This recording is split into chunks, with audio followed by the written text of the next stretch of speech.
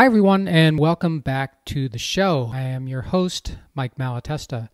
On this podcast, I dig in deep with every guest to get to the roots of their success, to discover not just how it happened, but why it matters.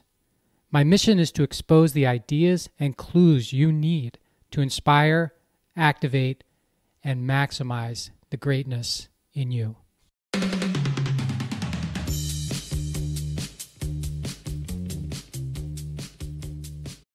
Hey everybody, welcome back to my Friday solo episode, and really happy to have you here. Thanks for joining me. I am going to share with you today something that I read in the Wall Street Journal.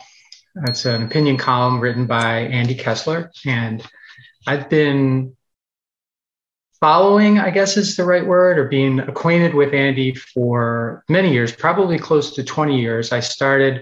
I became aware of him reading his books in the mid 2000s.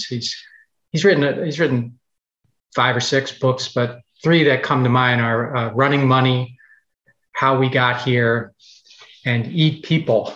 It's a very strange name for a book, but Andy is, I think, a great writer, a great thinker, and a realist.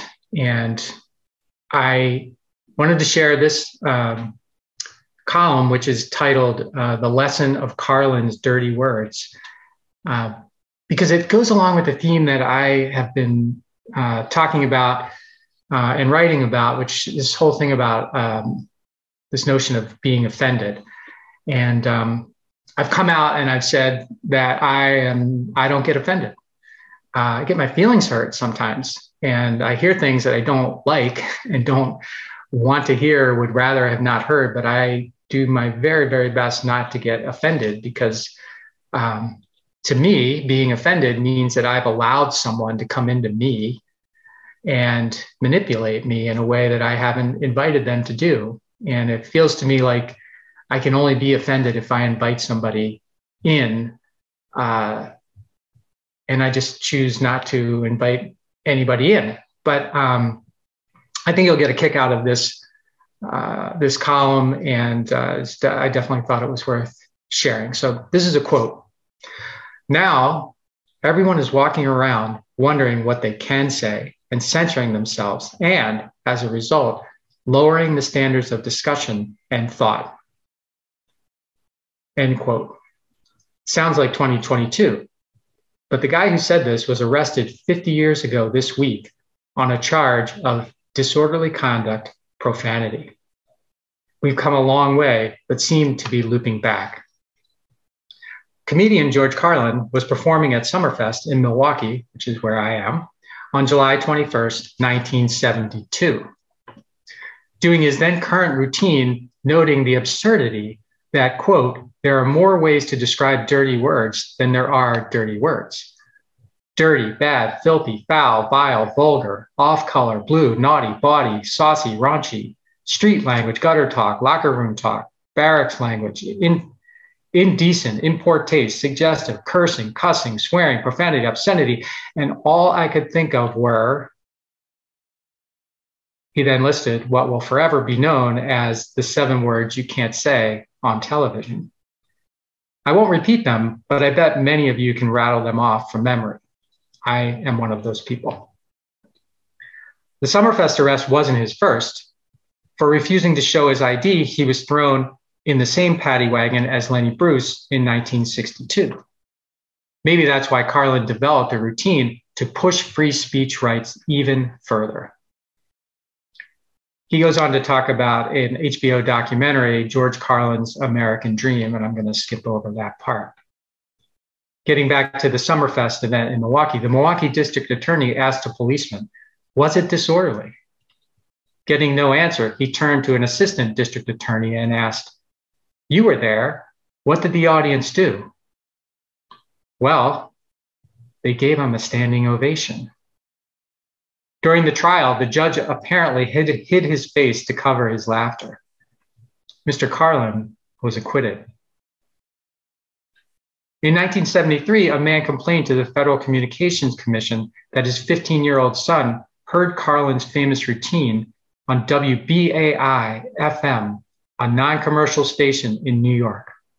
Eventually, FCC versus Pacifica Foundation made its way to the Supreme Court, and Justice John Paul Stevens's 1978 opinion, which still stands, ruled that to protect children from inappropriate quote-unquote speech, add that to Carlin's list of dirty descriptors, those 7 dirty words shouldn't be heard on public airways. Though anti-establishment, Carlin's politics were hard to pigeonhole. On the illusion of choice, quote, "We're led to believe we're free by the exercise of meaningless choices. Ice cream flavors, what do you want? We got 31.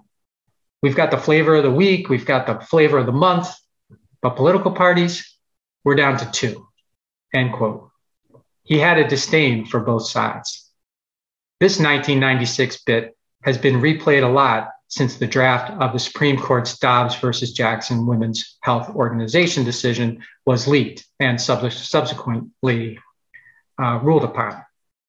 Quote, "Boy, these conservatives are really something, aren't they? They're all in favor of the unborn. They will do anything for the unborn. But once you're born, you're on your own," end quote.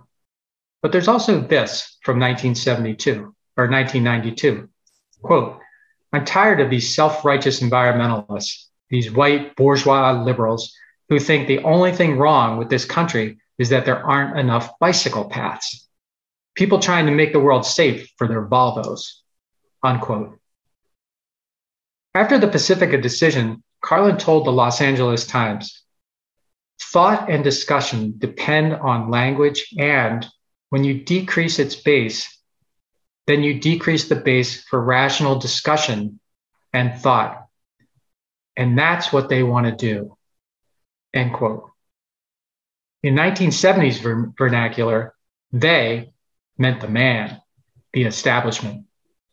Today, they means the politically correct, the social justice warriors, the thought police who insist you're racist. Maybe Carlin's gift to the world wasn't identifying the hypocrisy of having words you can't say on TV, but pointing out that shutting down words or ideas or thoughts is destructive to a free society. He'd probably be aghast at the state of social media censorship today. If the price of our freedom is that someone may take offense, Carlin surely would think that's worth the cost. I'd agree. That's Andy Kessler saying I'd agree, and I would as well. Thanks to censorship and technology, the public airways have been greatly diminished. Car radio moved to Sirius XM and Spotify. Television moved to cable and satellite and Blu-ray. Now it is all streaming and anything goes. I still think youth need to be protected, but good luck with that. 8-year-olds with smartphones can hear the forbidden words daily. I laugh at Netflix kid magnet warnings, gore, language, smoking. Even Disney isn't as family friendly as it used to be. And I'll add one thing here, and that is there are so many movies where the young people in the movie are using the 7 words and more as if it's just the normal talk of the day in a family. And that always drives me nuts. Not that first of all, the kids are too young to be using it. Second, hiring them to play a role where they have to talk that way and use that language all the time seems, I don't know, it seems like you're putting kids into a bad spot and taking advantage of them. And 3, I just don't see the point. But anyway, I digress. Back to Andy's story. Last paragraph. Carlin died in 2008 as cancer culture and campus safe spaces for the anxious were beginning to become widespread. Today, there's a long list of things you can't say, including all lives matter and chief and birth mother and even master bedroom. Goodbye discussion and thought, then add sports team names and wrong pronouns on the playgrounds and shoot. We miss you, George Carlin. So whether you agree with Andy or not is not the point of this. Really, it struck me, his opinion piece struck me because of my interest in this whole notion of being offended, and my choosing, at least to the extent that I can, not to be offended, and to just accept that people have opinions that aren't mine, that I don't like, and it's their right to have them, as long as they're not bothering me with anything but their words. I choose not to invite their words into my life. And I think, and I'm certainly in no position to speak for everyone or anyone, but I think that if